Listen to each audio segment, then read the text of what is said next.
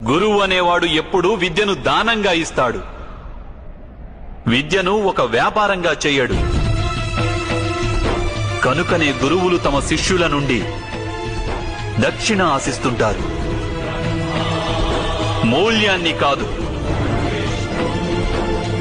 కానీ మీరు మీ అమూల్యమైన జ్ఞానానికి మూల్యాన్ని నిర్ణయించారు. మీరిచ్చిన జ్ఞానానికి బదులుగా మీ శిష్యులను మీ ప్రతీకారానికి ఉపయోగించారు. ఈ విధంగా మీరు మీ జీవితాన్ని విషపూరితం చేసుకోవడమే కాక మీ శిష్యుల జీవితాలను కూడా విషభరితం చేసేశారు. ఈ పరిణామం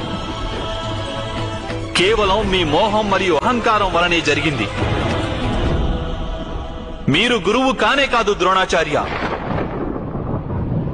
ఏ వ్యక్తికి హృదయంలో అహంకారం, అలాగే మనసులో మోహం మరియు దురాశలు ఉంటాయో అతని ద్వారా ఎటువంటి ధర్మ కార్యము జరుగుట సాధ్యం కాదు.